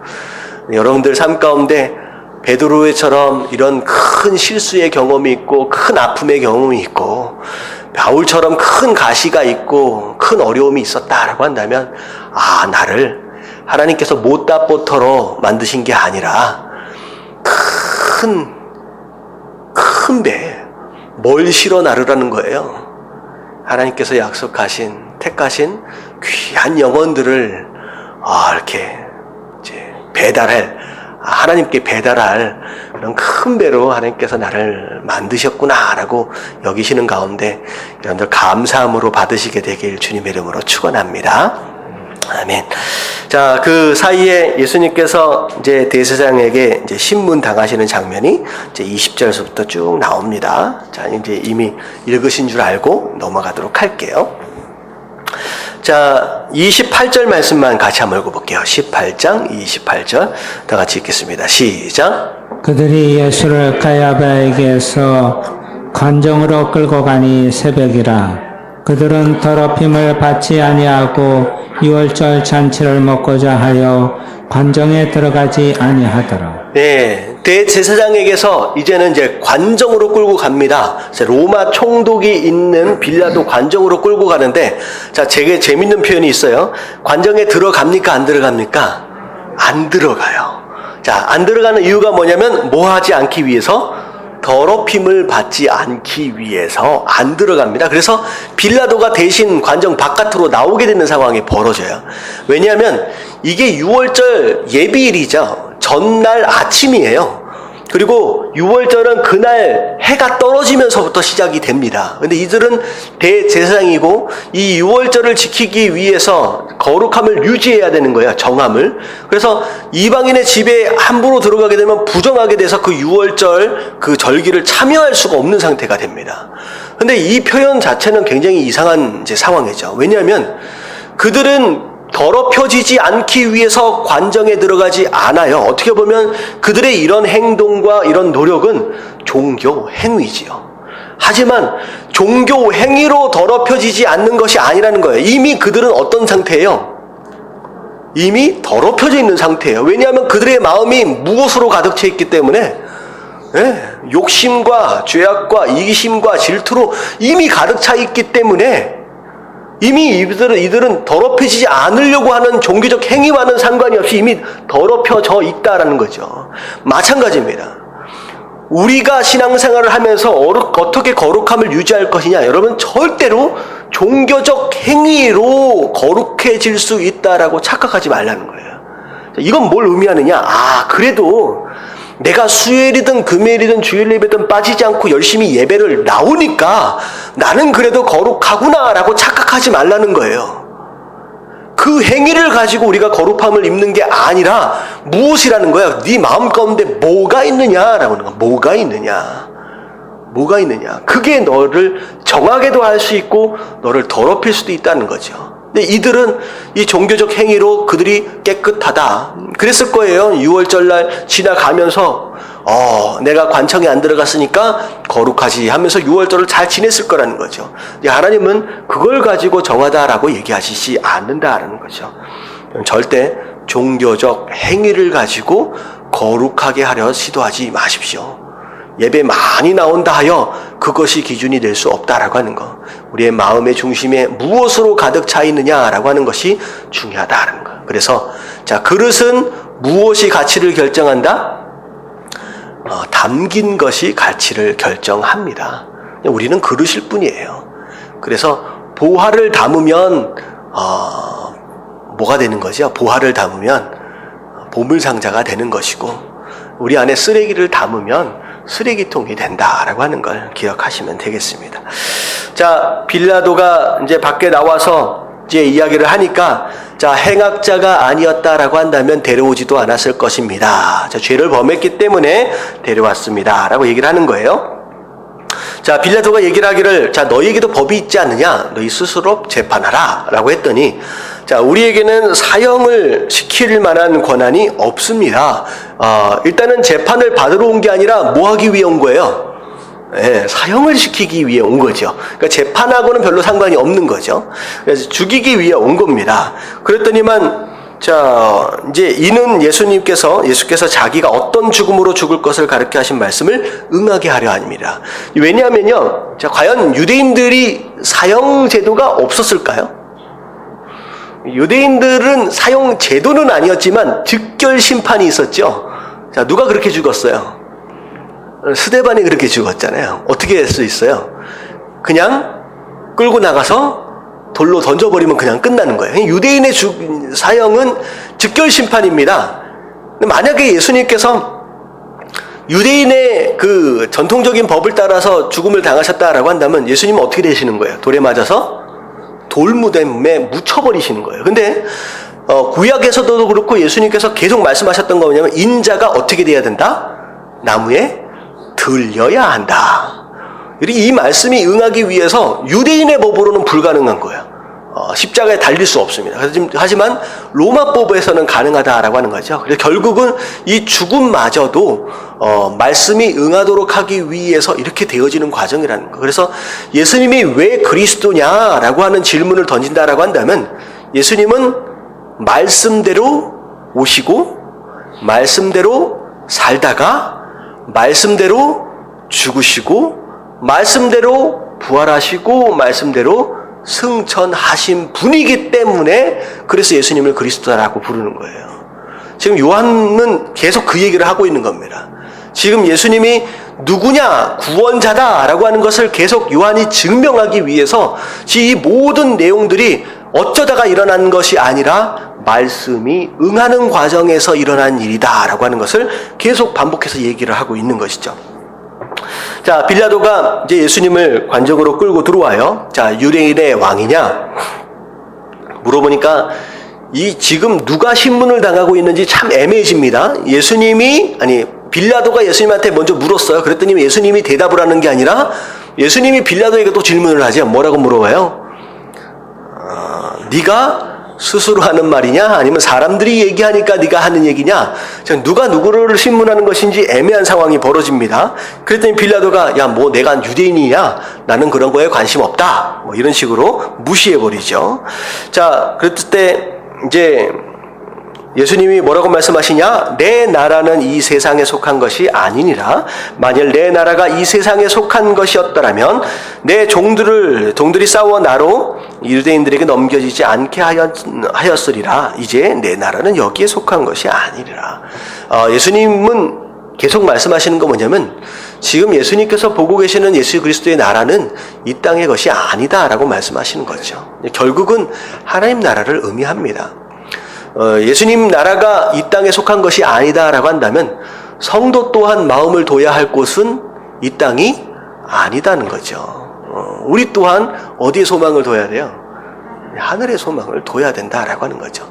자꾸 이 세상에 무엇인가를 이루고 얻기 위해 신앙생활을 한다라고 한다면 어떻게 보면 내 나라는 이 땅에 속한 나라일 수도 있다는 거죠. 예수님은 그렇지 않다는 거예요. 내 나라는 이 땅에 속한 것이 아니다. 자, 빌라도가 이르되 그러면 내가 왕이 아니냐? 예수께서 대답하시되 내 말과 같이 내가 왕이니라. 내가 이를 위해 태어났고 내가 이를 위해 세상에 왔다.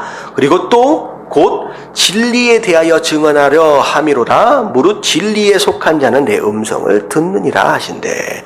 자, 진리를 증언하러 왔대요. 자, 이 진리는 이제 진리라고 하는 그 단어 이제 고유적으로 가지고 있는 그 의미를 의미하기도 하고 사실 또 진리는 또 누구를 의미해요? 예수님을 의미하죠. 그래서 죄악으로 가득 차 있는 어떻게 보면 거짓으로 가득 차 있는 이 세상에 무엇이 진리냐라고 하는 것을 선포하기 위해 오신 것. 그게 첫 번째 목적이고 그리고 이 땅에 무엇을 예수님 그분 스스로 그리스도 되심을 증언하기 위해 오셨다라고 하는 거. 하지만 진리에 속한 자, 내 안에 있지 않는 자들은 아무리 그 증언을 들어도 이해할 수 있습니까? 없습니까? 이해할 수 없다라고 말씀하시죠. 자, 그랬더니 빌라도가 진리가 뭐냐라고 얘기하고 물어본 가운데 대답을 듣지 않고 뒤돌아 가버립니다. 어떻게 보면 진리를 알지 못하지만 진리를 아는 것에 두려워하고 있어요. 왜냐하면 진리를 아는 순간 그 진리에 합당한 삶이라고 하는 것에 대한 책임이 있기 때문에 이 세상 사람들도 마찬가지인 거예요. 교회가 어찌고 저찌고 욕할 줄은 알아요. 그러면 안 되지라고 하는 것을 알아요. 하지만 그들 가운데 그 누구도 그 진리에 합당한 삶을 살려고 하는 사람들은 없습니다. 욕만 하는 거야. 입만 살아서. 그래서 그 누가 그런 얘기를 하다가 지난번에 그 우리 박전도사님이 뭐 만든 것 보니까 그 크리스찬들 배격하는 사람들 이제 물어보니까 왜 기독교를 그렇게 싫어합니까? 왜 교회를 그렇게 싫어합니까? 물어보니까 그 무슨 회장이라고 하는 사람이 원래 기독교는 이 세상에 소망을 두는 게 아니라 천국에 소망을 두는 것이 아닙니까? 근데 다들 이 세상에 소망을 두고 삽니다. 라고 하는 그런 얘기 비슷한 걸 하더라고요. 교회를 다닌 사람이에요. 다녀본 사람이에요. 근데 그 얘기를 하고 있는 그 사람, 당신은 어떻게 살고 있냐 물어봤을 때 자기 또한 똑같이 어디에 소망을 두고 살아요? 이 세상에 소망을 두고 살아요. 그냥 비판할 줄만 아는 거예요. 그래서 자, 결국은 빌라도가 이제 창조주 하나님을 독대하는 이 상황 가운데서 그 하나님을 하나님으로 만나지 못하고 그냥 죄인 중에 하나로 만나고 그냥 스쳐 지나갑니다. 굉장히 안타까운 상황이죠. 자, 하지만 빌라도가 이제 다른 복음서에 보면 여러 가지 이제 이슈들이 있어요. 그 빌라도의 아내가 꿈을 꿔가지고 그 사람 죽이지 말라라고 했다는 여러 가지 사건들. 그리고 들은 소문들도 많이 있잖아요. 예루살렘에 올라오면 가르침에서부터 기적과 이적들 막 죽은 사람까지 살렸다라고 하는 그런 내용들을 아마도 이 정치인이다라고 한다면 제법 이제 들었을 것이라는 거죠. 그래서 이제 무죄다라고 얘기를 하면서 풀어주려고 애를 씁니다. 그러면서 39절에 시도했던 것이 뭐냐면 풀어주면서 그래도 조금 민심을 얻기 위해서 바라바를 놓아주랴 아니면 예수를 놓아주랴. 이 바라바는 그 나중에 예수님과 함께 못 박히게 될 양쪽 강도와 함께 못 박히게 될 강도 중에 한 사람이에요. 죽을 사람입니다. 근데 이 강도니까 차마 어떻게 보면 예수님을 놓아달라고 하겠지, 이 강도를 놓아달라고 하겠느냐라고 하는 그런 마음 가운데 이제 제시를 했던 것 같아요. 근데, 군중들이 어떻게 반응을 보입니까? 바라바를 놓아달라요. 예수님을 죽이고. 그러니까 아마 이 빌라도가 충격을 받았을 거예요. 도대체 이 사람이 누군데? 근데요, 이 바라바라고 하는, 이름 자체가, 바라바, 아버지의 아들이에요. 이름 뜻 자체가 아버지의 아들이 아닌 사람이 있을까요? 다 아버지로부터 태어났잖아요. 누구 한 사람만 빼고. 육신의 아버지가 없으신 분은 누구 한 사람뿐이에요. 예수님 한 분뿐이에요. 예수 그리스도 한 분만 빼놓고 모든 인생들은 다 아버지의 아들입니다. 바라바예요. 이건 영적인 의미가 있는 거죠. 바라바는 예수 그리스도로 인하여 이날 풀림을 받습니다. 자기가 죽어야 할 그 십자가를 누가 대신 지어 주시느냐? 예수님이 되어 주셨어요. 바로 우리를 의미하는 거예요. 우리가 죽어야 할 장소예요. 우리가 못 박혀야 할 그 십자가 예수님이 대신 지어 주심으로 인하여서 우리가 살게 되었다라고 하는 거예요. 바라바에 대한 스토리가 외경이나 이런 데는 있는 걸로 알고 있습니다. 과연 바라바가 이때 노임을 받고 어떤 삶을 살았겠느냐. 네. 여러분 사실 그것에 대한 기대, 여러분들 그 바라바가 어떻게 살았으면 좋겠습니까? 예수님이 대신 죽어주시고 바라바가 이날 풀려났잖아요. 죽을 뻔했는데. 여러분들 기대를 한번 해보세요. 이 바라바에 대한 스토리가 어디 외경에 있다라고 얘기를 하는데 그 외경에 나와 있는 스토리가, 이 바라바에 대한 스토리가 어떻게 나와 있었으면 좋겠을 것 같아요. 예수님 믿고서 정말로 복음 증거하는 사명자가 좀 되었으면 하는 기대가 좀 있잖아요. 나만 그런가요? 안 그래요? 여러분 그 기대가 하나님이 우리를 향한 기대예요. 다른 사람들을 향한 기대가 아니라 우리를 위한 기대예요. 우리를 향한 기대. 예수님 대신 죽어주셨다라고 하는, 대신 생명을 건졌다라고 하는 것, 사람에 대한 기대가 하나님 앞에 있다라고 한다면 그렇게 살아야 하지 않겠습니까? 라고 하는 것이죠. 자, 그래서 결국은 바라바는 이날 살아납니다. 자, 마지막 금요일 오늘 말씀까지를 좀 보도록 할게요. 빌라도가 이걸 풀어줘야 될 것 같은데, 죽이면 안 될 것 같은데 라고 해서 한 번 더 생각한 것이 무엇이었느냐? 채찍질이었습니다. 이제 가능하면 처참하게 보여서 불쌍히 여김을 받으면 이 정도면 됐지 않느냐라고 군중들이 좀 잦아들 것을 기대한 거예요. 그런데 사실 이것도 하나님의 뜻이었습니다. 자, 이것도 말씀이 응하는 거죠. 예수님이 채찍에 맞으심으로 우리가 나음을 입었다라고 하는 말씀이 응하기 위해서는 반드시 예수님이 십자가 못 박혀 돌아가시기 전에 어떻게 돼야 돼요? 채찍에 맞으셔야 되는 거예요. 이게 모든 것들이에요. 그래서 예수님이 이런 여러 가지 조롱되어지는 가운데 채찍에 맞으시고 군중들 앞에 내보여주셨는데 군중들은 한결같이 죽여라 죽여라 없이 하소서 라고 얘기를 합니다. 자, 빌라도가 6장에 뭐라 그래요? 나는 아무 죄도 찾지 못했다라고 해놓고서 너희들끼리 알아서 못 박아라 라고 내어주는 거예요. 여러분, 이건 재판장이 할 수 있는 얘기가 아닙니다. 분명히 자기가 재판장이고 자기가 결단을 내려야 되는데 군중들이 죽여라 한다라고 해서 분명히 무죄라는 걸 알면서도 선고를 해놓고선 죽음 사형으로 내어준다라고 하는 것은 어떻게 보면 굉장히 무성의하고 무책임하고 어떻게 보면 직무유기죠. 재판장으로서 공의를 포기한 겁니다. 어떻게 보면 베드로처럼 다른 입장에 지금 서 있는 사람이긴 하지만 비겁한 것입니다. 공의가 뭔지 알면서도 행동은 그렇게 옮기지 못하는 상황. 우리도 마찬가지일 수 있다는 거예요. 뭐가 하나님의 뜻인지 알아요. 이렇게 살아야 되는 게 맞는데, 하지만 그걸 결정함에 있어서 계산하게 되는 거예요. 내가 이렇게 살면 내가 어떤 유익이 있고 내가 이렇게 살면 어떤 손해가 있을 것이냐라고 하는 걸 계산하는 가운데 결국은 이 빌라도가 결정한 게 뭐예요? 내가 공의보다는 뭘 선택하는 거예요? 민심을 얻는 것이 내 정치력에 오히려 유익이 될 것이다 라고 계산해서 결국은 그 결정을 내리게 되는 것이죠. 근데 사실 그렇게 해서 얻은 민심 얼마 가지 못합니다. 나중에 역사서에 보면 빌라도는 몇 년 후에 다른 장소로 옮겨지게 되고 그리고 거기에서 자살해서 죽게 된다라고 하는 내용이 또 있대요. 결국은 다 잃어버리게 되는 것이죠. 유대인들에게 내어줍니다. 내어주는데 유대인들이 뭐라고 그랬느냐? 신성 모독을 했다라고 하면서 자기가 하나님의 아들이다라고까지 얘기합니다. 그러니까 빌라도가 겁이 덜컥 난 거예요. 야, 이거 내가 큰일 나게 생겼네. 자, 그래서 두려움 가운데 빌라도가 예수님을 데려다가 놓고 도대체 넌 누구냐? 어디로부터 왔느냐? 라고 물어보니까 예수님이 대답해 주시지 않습니다. 자, 그리고 나서 빌라도가 네가 말하지 않는 게 이상하냐? 내가 너를 놓을 권한도 있고 십자가에 못 박을 권한도 있는지 알지 못하느냐? 말은 그렇게 하지만 빌라도에게 권한이 지금 현실적으로 있어요, 없어요? 지금 있는 것 같지만 없는 거예요. 왜냐하면 지금 막 군중들이 일어나기 때문에 어쩔 수 없이 죽이도록 내줄 수밖에 없는 상황이잖아요.